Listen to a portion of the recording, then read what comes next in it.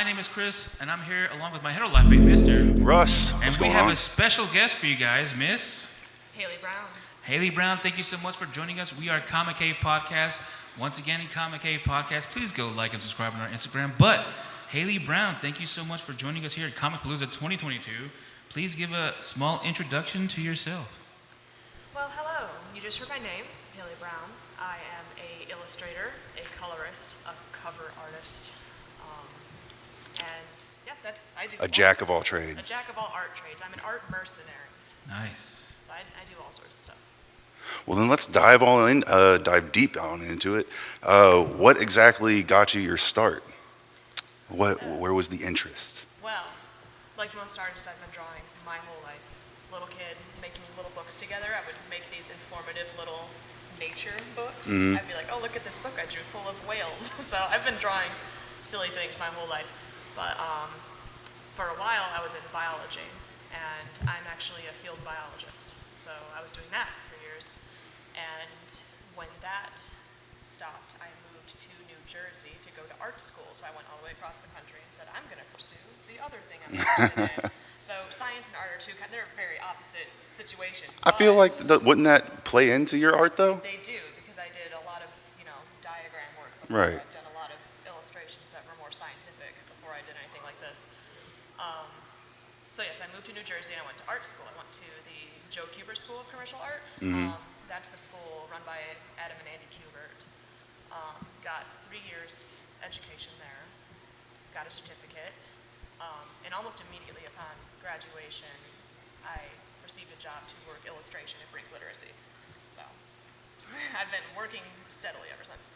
So then what was your first kind of memory diving into comics? Were you always into comics, or did that just kind of develop as you got more into illustration? So this is interesting. I got into comics in, so the Xbox 360, it was like 2004, right? That was out. It came packaged with a game called Marvel Ultimate Alliance. I remember it well. Yes. So I knew maybe like the X-Men and some like Spider-Man stuff from that, because that was really all out at the time. So I played that game, like, ooh, this game is very fun. And I'm like, oh, who are all these characters? Who's Thor? What's Asgard? So I got really into that, and I went to go pick up whatever comics were going on at the time for Thor. It was Michael J. Straczynski, and Olivier Coipel, I believe, was illustrating. So I started picking up Thor around Those are then. deep cuts. Deep cuts, yeah. That's when I started reading comics, because of a game that came with an Xbox. So did you, from the time that you were reading comics, did you always have like that type of interest? Like that's the route that you wanted to go when you were illustrating? Or did you have other desires with illustration? Like did you want to do more murals or other types of arts with it? No, I have done a mural before too. So I've wanted to do kind of like book illustrations, kind of what I was interested in before. Despite reading comics early, I thought, this looks like so much work. I was looking at the pages in the comic, and I'm like, oh my goodness, there's so much going on here. You have to draw literally everything. At the time, I didn't know that there's a pencil or an inker, a colorist, a letterer. Separate jobs, yeah, right? It's not one person doing the whole book. So Which one of those do you prefer to do yourself? right now, I'm really into coloring. Okay. I've been a colorist for a little while here. I have a lot of fun doing that. It is a lot of work, but you have to adapt it per the artist you're given too. Because Okay. some people give you very open line art, and then you're doing a lot of the work. You have to do the light direction. You have to do warm and cool. Do they give you more direction on like what type of colors or like what tone they want, or do you get like that creative freedom? Sometimes I get that from the writer. I get the script too. And sometimes if the writers are nice, they'll leave a little note on it that says, for the colorist, I was thinking this or that. Or Got you. Did you do this? Or I want to start this page out dark, and by page 6 it should be a different color. Sometimes they give me direction. So that's always really appreciated. Yeah. Your background in biology, has it helped with any of your characters' designs or your artwork? Yes. So when I was going to school for biology, I went to Michigan State University. I had a notebook where I would do a lot of drawings too for notes in class and stuff. So I got very good at drawing anatomy that way, just because I was doing it for science reasons instead of art reasons. So I had these books full of animals and plant drawings and stuff like that. Right. So at this point, animals and plants are like second nature to me. I can like close my eyes and draw a dragon. So things like that Oh, wow. are very informed by real life, by reptiles and things like that. So We when saw- I'm asked to draw like dragons or monsters or an environment, then I'm pretty decent pulling that out of nowhere. So from what we've seen online and with a lot of your works, you have a very diverse style. You can kind of break it up a little bit more. How do you add like your own little flair into each of the characters and make it kind of unique and your own? I think some of that just comes naturally because I do have a lot of different, I can do like a full painter approach, or I can do a more stylized kind of like a manga type. I was going to say we saw a little bit of manga influence, we Yeah, thought. there's definitely some manga influence in there because I've been reading manga forever too. So it kind of sticks to you. Anything you read kind of sticks in your brain and it becomes a little bit of your style. But I think any consistency in what I do comes from my color palette choices. Okay. If you look at my work as a whole, you can kind of get like, oh, those are Hailey's colors. She has like certain palettes she tends to default to. But so it's color identity and just anatomy stylization here or there because it sticks with you. I got you. With that manga influence, actually, is there a manga out right now that you would like to color? A lot of them are in black and white. Yeah, they're all black. Yeah, sometimes you get cover art on those. And I'm not sure. I would like to color Attack on Titan. That would be really cool. Oh, wow. Yeah, they don't necessarily do that, but that would be great. I love horror. I love action, adventure, stuff like that. So that'd be great. Some fantasy stuff as well? Or? Fantasy too. Yeah, I do a lot of fantasy art. Chris? Where do you get most of your inspiration from? Like, what gives you, like, other artists out there that give you, like, oh, I like this, I like that, or just since you say your art or your inspiration came from a video game, like, did it trigger something, or do you have any inspiration from those things? Yeah, so I play a lot of video games, and I play a lot of JRPGs, like Final Fantasy games and stuff like that. So Nice. I forget his name. One of the main artists on Final Fantasy. He's in like. You're going to speak over my head right now, I'm going to be honest. I can forget his name, but he has a very consistent art style. But he does art for every game, and I'm always picking up the art books, those sort of things. And I'm always flipping through those and being inspired by these character designs, and these fantastic environments, and these fantastic animals. So video games like that are very inspiring. But if I had to name like an illustrator I'm really into, Charles Vess and his amazing Nouveau, kind of Art Nouveau style drawings. I love that, and I would love to emulate that. So I get a little Nouveau-y. Nice. Does your process change depending on like the medium that you're working on? Yes. So if I do a lot of things too. I do watercolor. If I'm doing watercolor, I want to do the pencil first, paint on top of that, and then ink on top of that because you don't want to put water on top of ink. It's Spread. gonna spread, even if it's waterproof ink. I've had bad luck. So that's a different. Sounds like process. personal experience. Yeah. And if I'm doing oils, that's a totally different thing too. And those take 100 years to dry. So you set up one base color, you put another color on top of it, and I'm waiting for days in between. I've done commissions of like pet portraits people have me do sometimes. So that's a totally different thing. If I'm doing digital, my process for that is usually the same, unless I'm painting for myself. If I'm coloring a comic book, I follow industry standard. I do flats, I do trappings, I do the rendering and all the lighting on top of that. But if it's my own thing, it might be a disorganized mess. I could have like 100 layers of all sorts of stuff going on. You're using a lot of terminology that I myself actually am not really familiar with. How did you learn all of these tricks of the trade and all of that? Was it just through trial and error and experience, or did somebody show you the way? How'd you get into this? I got into coloring specifically through art school. When I went to the Kubert School, I learned from colorists there the process on how to do these things. So I picked all that up from school and went with it from there. It's the people who teach at the school are working professionals already. So I learned from Sean. Classically Mandrake. trained. Yeah, classically trained. Sean and Tom Mandrake are some people I learned from. So yeah, just people who are already working in the industry, imparting their knowledge on the Right. next generation of industry artists. Beautiful, Chris. Why snakes? I mean, there's a lot of snakes. Is that your favorite? I mean, your background in biology, is that your favorite, I guess, reptile? Or Yes, I do love snakes. So when I was a field biologist, it was specifically for reptiles and amphibians. Slytherin house, I'm assuming. Yeah, so I did a lot of field work with reptiles, snakes. I have snakes. I still have a snake who she's like 25 years old. She's Oh, a wow. king snake. She's very long. She's a king snake, but she's geriatric. I hope not, but ever been bitten? I hope not. But... I've been bitten plenty of times, never Ugh. by anything venomous. Okay. I did field work for Massasauga rattlesnakes, but they're so placid. You have to really, really upset it for it to Know your business, right? venomate you. Yeah.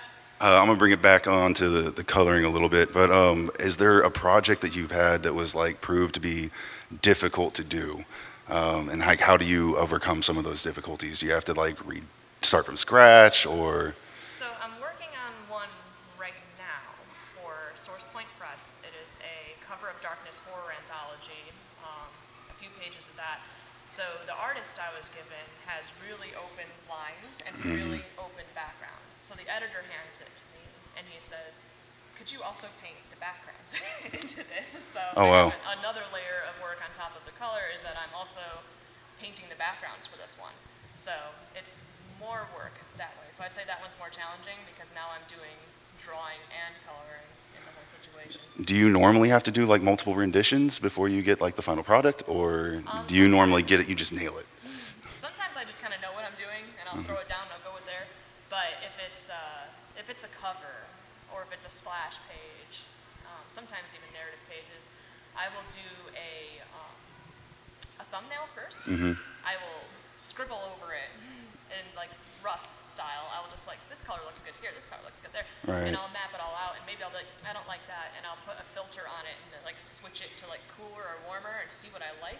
So You play with it a little yeah, bit. you can play with things a lot in Photoshop, and I usually end up with like 1 to 5 different versions of this thing I'm trying to figure out the color for before I nail a palette. Sometimes I know what palette I want to use initially, but sometimes I play with it like that until I get something nice, and I'll be like, this is what I'm going to do. So it's a process. I get you. Chris? What has been your favorite project to work on so far? So my favorite project is one I'm currently working on, and I can't actually name drop the project yet because it hasn't been announced, but it is for a major publisher, and I'm coloring for Rags Morales, and the writer is Jim Starlin. So it's a pretty big project, and I'm very happy to be on it. Lots of fun colors, so I'm having fun with that. But one I can talk about that I really like, I just did a cover for a progressive metal band called Dianthus. Okay. Who sing, yes. They're doing their own comic book now. I love it. I love it when the Yeah. music mixes with the art. Yeah, so it's a music, it's like the story of their second album, Realms, but they're turning it into a comic book. And I was given the job to do the cover for them. So I got to do the full process on that. You know, I sketched it out, I put it past the girls, do you like this layout? They got to pick from the thumbnail which one they liked the most, and I went with that, painted the whole thing, and I think it looks great. So I had fun with that. I had to Gotcha. catch likeness on it too, though, with the girls, so that can be a little tricky. Can you elaborate a little bit on, we had mentioned before an email with each other, but Bog Trotter? What is Bog Trotter? Oh, okay. So, Bog Trotter is out now. It is a 21-page, one-shot Victorian horror comic. It is published on Aces Weekly. If you go to acesweekly.co.uk, because it's a UK site, this is an online publisher run by David Lloyd. That is the guy who did the art for V for Vendetta. Oh, wow. Yeah, so he runs his own online publishing. Yeah. And I got in touch with a writer friend of mine. Her name is Katie Cunningham. She was working with David on his Aces Weekly thing, and she said, hey, I have a story about women and vampires in the Victorian era, and it's cool and it's dark. Do you want to do it? Yes, I absolutely want to do it.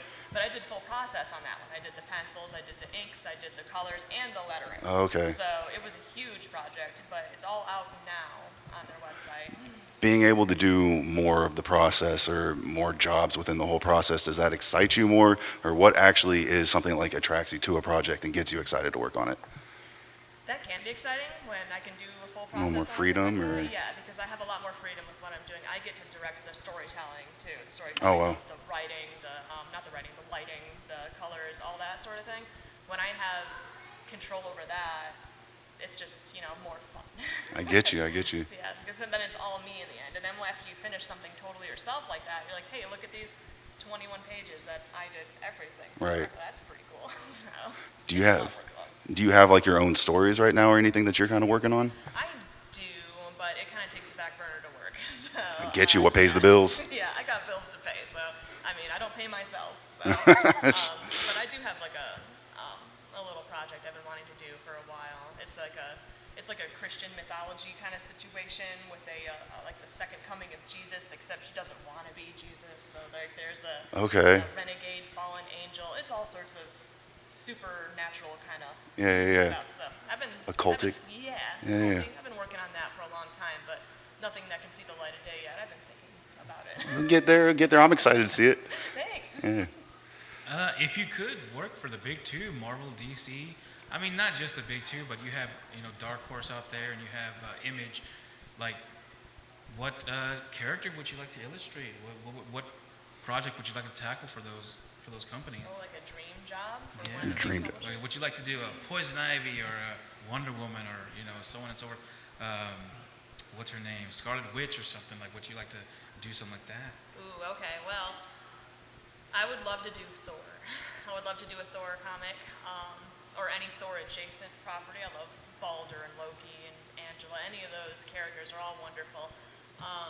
Because that's the comic I first got into, was getting introduced to all these wonderful characters in Asgard. Like, I would love to draw this or do a cover for this or color it or have some kind of That's a great full hand circle on it, story. yeah. Like, hey, like, that would be great. this is my inspiration. I'm here now. That'd be awesome. Yeah, so someday, and then Yeah. I'll be done. Fingers crossed. Fingers crossed. Someday for Hailey Brown, a Thor comic. But Russ?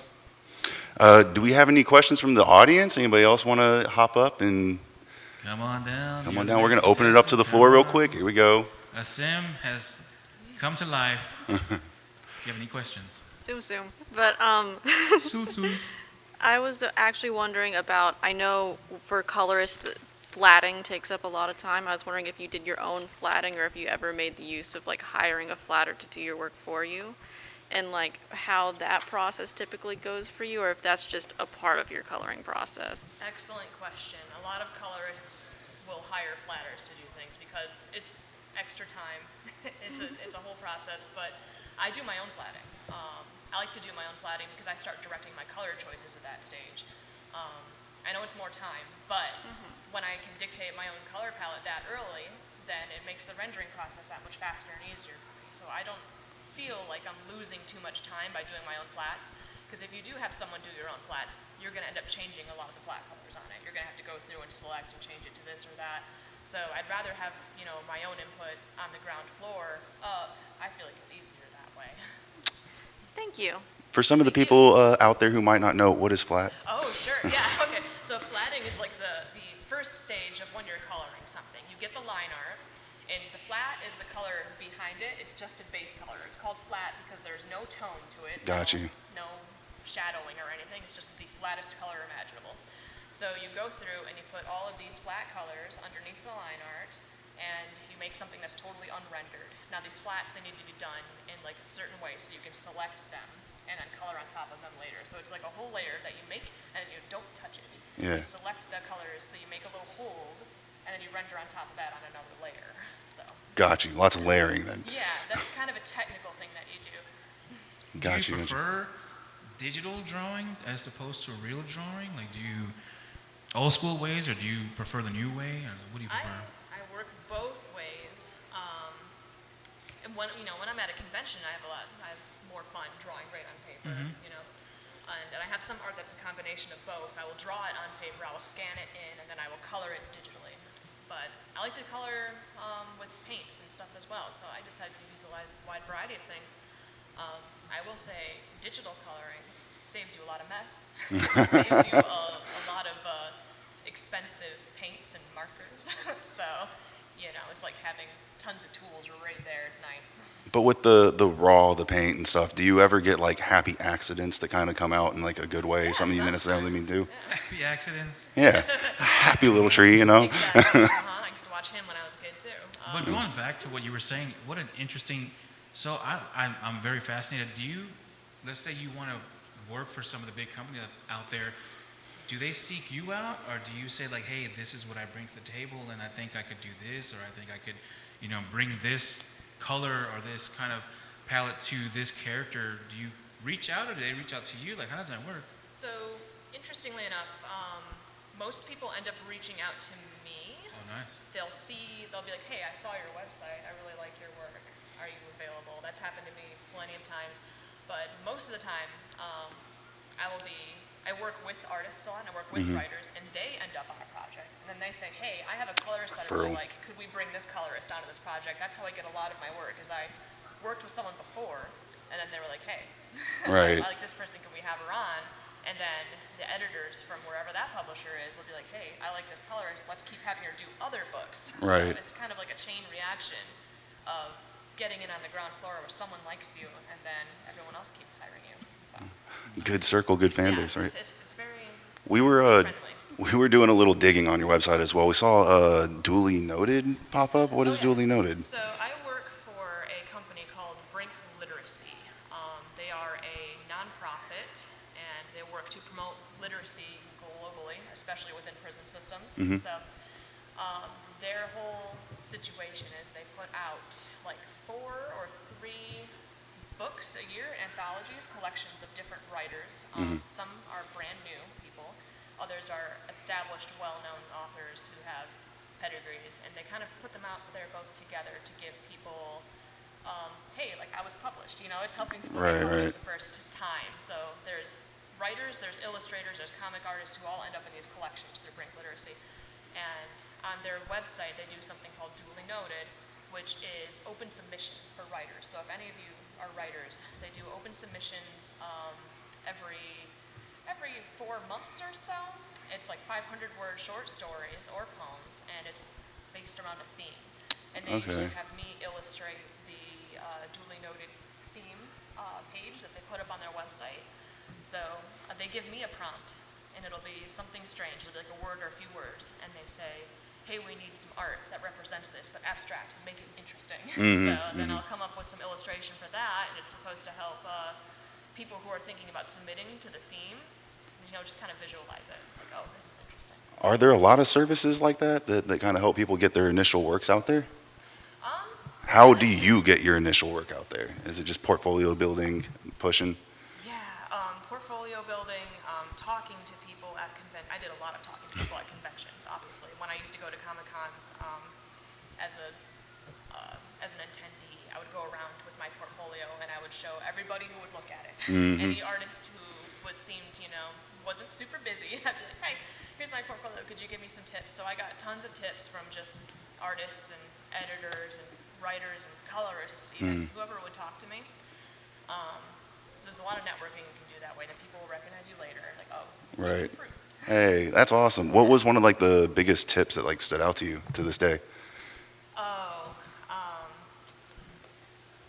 I wish I could remember her whole name, but her name is Stephanie, and she does illustrated art for Marvel. She does a lot of, it was Angela, it was like a series that had Thor's sister in it. But she does beautiful, beautiful illustrated work. And I went to her table, and Stephanie Hans, her name is Stephanie Hans, and I said, what is your tip for, getting into the industry? Like, what do you think? What's a good tip? And she said, make sure you always do what you want to do. Draw what you want to draw and paint the way you want to paint, and people will pay you for that. Don't try to change how you do things for somebody else, because then you're going to be stuck doing a thing you don't like doing for somebody who's paying you for it. So her advice was very helpful, because I said, okay, I'm going to keep doing what I like then to make sure I can get jobs doing what I like instead of changing how I work to get different jobs. So yeah, it worked out. You got to follow up. Yeah, she actually kind of on what I was going to ask. With that being said, is there any advice you would give yourself when you first started this journey that you're in now that other people can follow? Okay. Yeah, good advice. Get in on as many small conventions, because, when you're starting out, you probably can't afford a giant table at New York Comic Con or something. But, look around for local conventions, ones that are smaller, ones that you can afford tables at, and start building up your reputation there. Because I I did a lot of that early on. I would go to like the local New Jersey shows when I started out over there. People come talk to you, you get business cards. I've met editors there, so just, yeah, more ground floor working. For sure. All right, all right. State your name, sir. What Hey, you got? yeah, Mark Bernal. I'm a publisher. As a newer indie publisher, this kind of question is kind of about diversity and inclusion. So one of the things that I've kind of seen is the amount of submissions, things like that, that come from male artists versus female artists. Also, the amount of times that like a male artist would be like, hey, you got to check this out. This is really great. And it's not. And versus the times I have to reach out to a female artist who it's almost like, hey, your stuff is awesome. Like you have to make a comic book, right? Like, or you're sitting on this project that you don't want to publish for some reason. I wanted to just kind of generally ask, what's been your experience in the scene, and what's I guess some advice or things like that based on those observations. Sure, yeah, you're totally right. A lot of female artists, we tend to be shyer. We're not as aggressive with self-marketing, so that's something that people need to work on for sure. Because this is a lot like science, a male-dominated space. So, in some ways, you can be a novelty like that. If someone, likes your art, like, oh, you're a girl, it'd be interesting to have you on our project because we don't have a lot of women on projects. So sometimes that can work in your favor if you're willing to, do something like that. But yeah. I was like, yeah, I'm just thinking about it. You're totally right. It can be nerve-wracking when you're, going into a space that is male-dominated. And there's a lot of people out there who are very aggressive at pushing their art, pushing their stories, and they might not actually have as much talent to back it up, but they have a lot of confidence. So, yeah, you're right. People just need to pick up more on the confidence. I'm more confident now than I was when I was younger, for sure. So, because I had people telling me, "Oh, your art is so cool. Why don't you do anything?" And I'm like, "Oh, I'm not very good." But you get used to. You have to stop being your own worst critic all the time, because you can think something that you've done and you can see all of the little imperfections on it, and you're like, "Oh, this is horrible." But someone else will look at it and they will be like, "Oh, this is wonderful," and they won't see any of your mistakes because you're really good at drilling your own self like that. So. Was there ever a moment in time where you thought like that you weren't good enough, but you made it past that, you overcame that? Was there ever a moment in time? I mean, do you still do that, or you're a little bit more wiser, you know more, like no, I'm all right, I'm here, I'm good? Oh yeah, I'm not as spooked now as I used to be. Definitely. But sometimes, someone would want to see my portfolio and I would agonize over it. Like, oh no, what have I drawn that doesn't look like garbage? And of course none of it looked like garbage, but I thought it did. So we are our own biggest critics. Exactly. So it helps to have friends to show things to, and they're like, which ones do you think are the best? Like even non-artist friends, because you don't have to be an artist to look at something and know if it's good or not. Right. So a lot of my, some of the best advice I've gotten are people who aren't artists who look at something and they'll be like, oh, this looks great, or I don't know about this one. So yeah. Do you remember the first piece that you did that you were like, okay, like you've gotten over that and you're like, this one's great? The first, I did a color job for Dynamite. I did a Turok cover, and I was terrified the whole time because I'd never done a color job for a cover before. So I did like a million thumbnails, and I was stressing out the whole time, and it wasn't that big of a deal. But I was so afraid. No, Turok is a big thing. Yeah, I love Turok too. I used to play the video games. I have some of the old comics, and I love dinosaurs. So it was a big job for me. Hey. I was like, oh, this is so exciting. Win. Yeah. So I colored it. I sent it off, and they didn't have any notes. They were like, perfect. Oh, wow. I was expecting like a whole sheet of, could you do this, could you do that? But no, they were like, no notes, perfect. I'm like, oh, okay, thank you. So, but that really helped me with my confidence too. I haven't stressed that much again, ever. Good. Overcome. Would you consider yourself a manga/anime watcher? Do you like manga anime? Anime liker, yeah. I do, but I don't watch much anime anymore, basically because I don't have a lot of time, but I did see that there was like a Trigun reboot coming out that I thought was really exciting. But I was like a teen in the thousands, so I used 2000s. So I'm like an Inuyasha fan. I love Inuyasha. I Oh, love I'm with you on Fruits that. Basket. Like, a lot of Classic. older animes, yeah. Would you like to illustrate for what is an anime or a manga you would like to color? I mean, I know mangas are black and white, but what characters or what group, like, what would you call them? I'm not that big into manga anime, like a group, like a Dragon Ball Z or Like if I had to Inuyasha. do something, like, Yeah, like what? professionally for. And you said Attack on Titan earlier. Yeah, I would have loved to color something like that, but I think if I were gonna do like a cover for a manga or something, that'd be super cool. I'd like to do an Inuyasha thing. There's a new one going on. There's like a sequel Inuyasha anime that's been going on and manga. Oh, I didn't know So that. I'd be like, yeah, there's a whole new. Apparently I'm asleep. Okay. From the same, it's like the children of the main characters. Yeah. So it's like a next generation. Like that'd be so cool to do a cover for something like that. That's awesome. I wanted to double back a little bit. You said earlier that you need to work on something that you are familiar with, that you like, right? Has there been a project that's been offered to you that you've had to turn down because it just wasn't up your alley? I don't usually turn things down unless I'm super busy. If I got way too much That's a on my good problem. plate, I'll be like, I'm sorry, I can't do this. But if you have anything else down the road, come talk to me later. If I get something I'm unfamiliar with, I think that's fun. I think it's a challenge. I'm like, oh, I'm not used to doing something like this. It'd be great to try.